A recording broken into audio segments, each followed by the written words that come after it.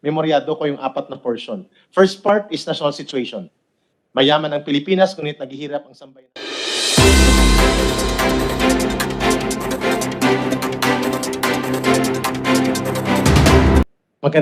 Magandang araw po, sir. Hi, Rick. Senate President and Mr. Chair, Senator Ping Lacson. Ako po si Jeffrey Celis.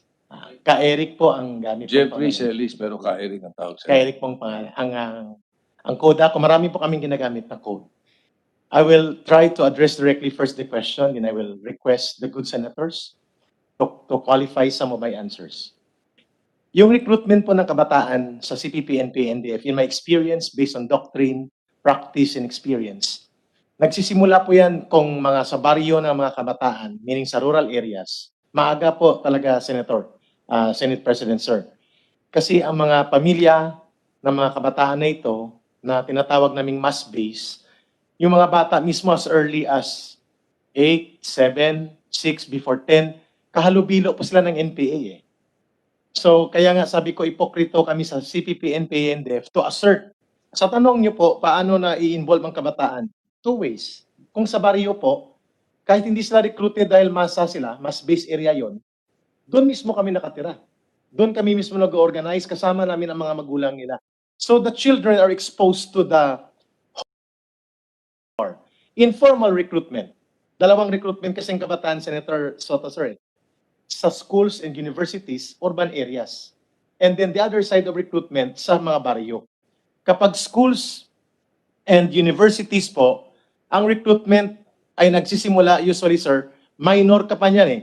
When I was recruited in the West Visayas State University, I was about to turn 18. Ang malala ngayon, nakita ko in the last 10 years. Papunta sana ako ng tanong dyan eh. Paano ka na-recruit? Saan ka nag-umpisa? Ano nangyari? Okay, thank you, Senator Soto, sir. Na-recruit po ako sa West Visayas State University. It is a premier state university sa Iloilo City in 1991. Ang unang organization na na-recruit, ang nag-recruit sa Sino akin. nag-recruit sa'yo? Namatay po siya. Pinatay siya sa loob ng bus noong March 2019 last year. NDF consultant siya. Ang pangalan niya po ay Randy Felix Malayaw. He's also a good writer, just pareho kami, mga College Editors Guild. He was arrested before on the case pertaining to the assassination of Congressman Rodolfo Aguinaldo. He was from Isabela. And he, at the time of his death, nasa underground pa siya. Ako'y nagtumutulong na security consultant to the government. Pero ang pag-recruit sa akin, I was not recruited directly to the CPP. Kaya natutuwa ako na nakikinig ako sa mga officials ngayon and the senators discussing things which are never known to public, even to the government themselves, especially the military, Mr. Chair and Senator Soto, sir. I mean, akala ko ang aming pagsama sa aktivismo sa College Editors Guild of the Philippines, which is an open organization, ay laban lamang sa US military bases. Kasi mainit ang talakayan noon sa pagpapata. The abrogation of the US military bases, 91 ako na-recruit eh. 1991. Oo, so kasagsagan ng debate sa US military bases, transition from Cory government to Ramos government. So nang ma-recruit ako sa CGP, tuwang-tuwa ako kasi these are things that I never learned in school. Ito mga itinuturo sa amin.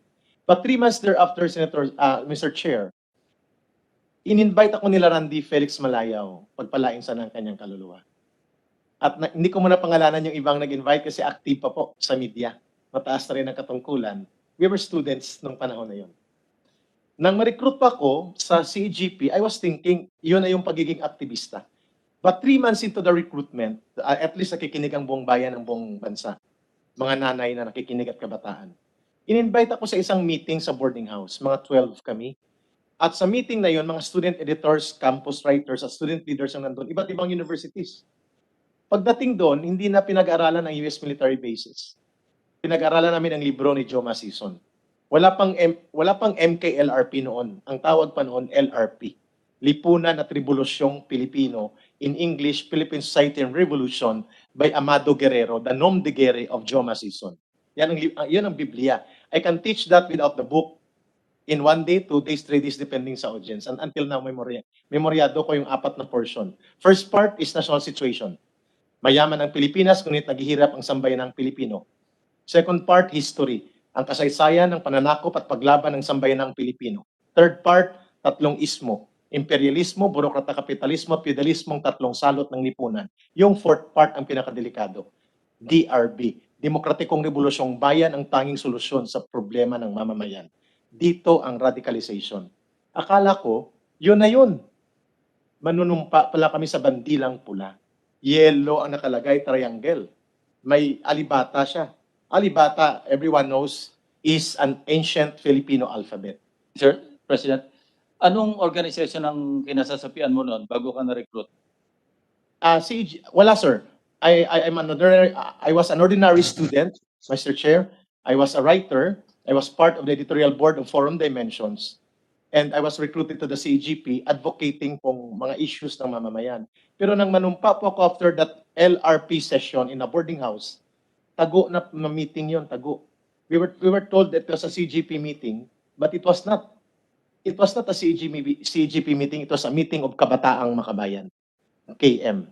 KM was the organization founded by Joma Sison in 1964, November 30, when he was still part of the old PKP, lumang Partido Komunista ng Pilipinas sa panahon nila Jose Jesus Vicente Lava. Joma was part of Joma is not the original CPP founder. The original CPP was in November 7, 1930, founded by Crisanto Evangelista. Every party member knows this, and the rest of the Makabayan bloc knows this. Yes, they're party members. We are the same. Sa tanong ni Mr. Chair, ni Sen.Sotto, paano ko napunta sa CPP? KM is the first step to the CPP. From CEGP, you will not be recruited from open organizations direct to the CPP.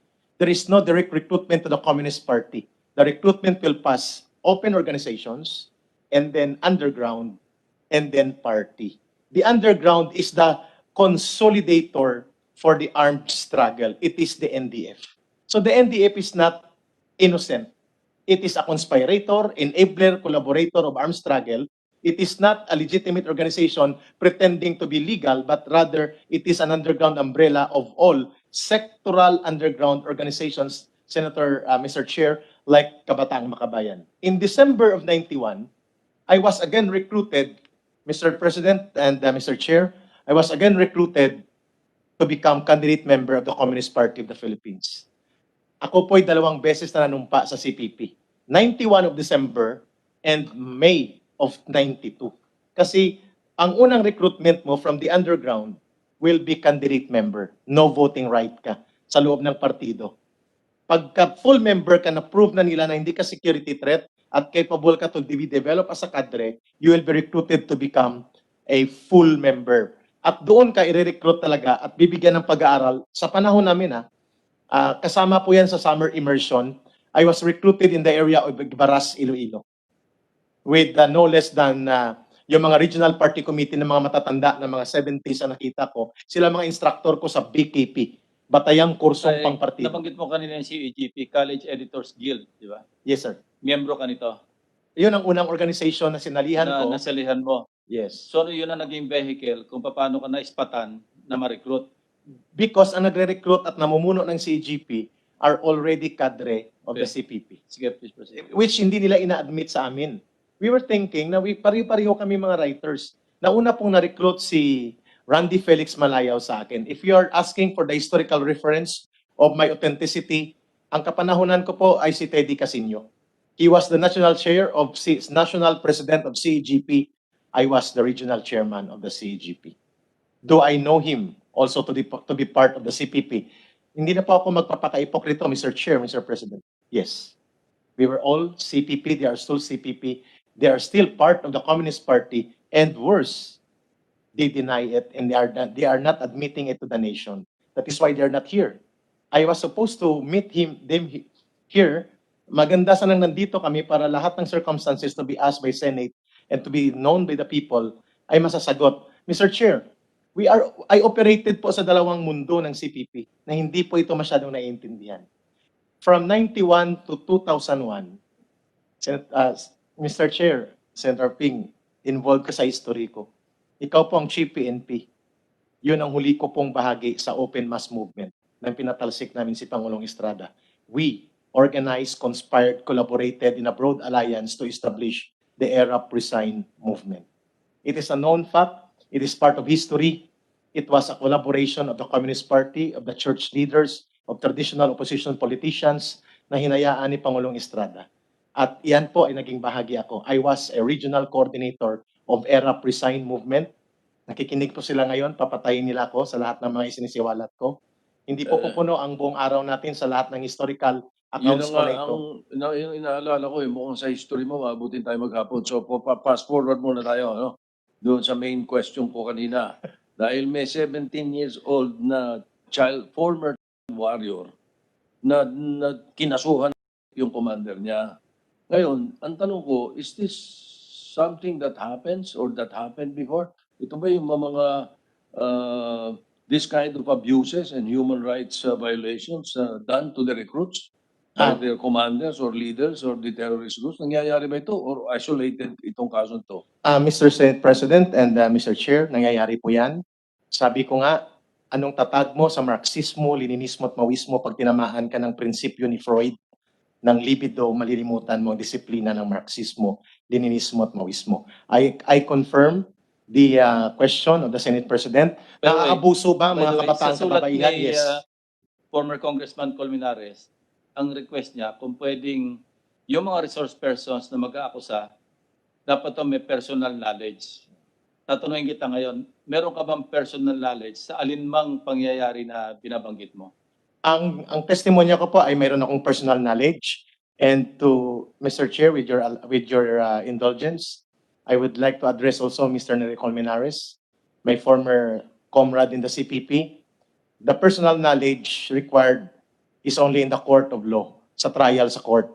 Kaya ayaw nyo kaming humarap sa Senado at lumabas sa media, kami mga kasama nyo, because malalantad kayo. And in the court of law, in the judicial requirement, Mr. Senator, required kami doon na mag-produce on the weight of evidence based on the rules of evidence ng korte. Yun ang gusto nila. Itatali ang kamay namin. Sa tanong ni Mr. Chair, the Senate President, do we have enough knowledge of the things that we want to testify before the people in the Senate? Yes, we have. Depende po sa itatanong nyo at ibibigay yung panahon. Sasagutin ko lang po, Mr. Chair, Senate President, ang tinanong. Kung nangyayari ito before, hanggang ngayon nangyayari ba ito? Nangyayari po yan, Mr. Senate President, matagal na. Although in fairness to the NPA, kapag ikaw ay nahuli ng rape, pinapatay ka namin. That is death sentence. That is automatic death sentence. Pero dahil yung ibang nagko-commit ng rape and abuse sa mga miyembro na NPA na kababaihan, lalo na kabataan, ay mga matataas ang katungkulan sa partido at sa NPA, Mr. Senate President, pwedeng itago po yan. At yan ang nangyari sa dalawang bata na magkakapatid sa Leyte ngayon. Ilang taon silang inabuso. And I am not at liberty to discuss that kasi right at the halls of Congress, Senate right now, siya po ay naging biktima din. But baka sensitive yan. Hindi ko alam kung sa television tayo. If you want direct testimony for that, nandito rin siya sa Senate ngayon. NPA siya. Kabataan siya ng ma-recruit. At tanungin niyo siya po mamaya. I think baka i-suspend natin ang coverage or rules sa executive session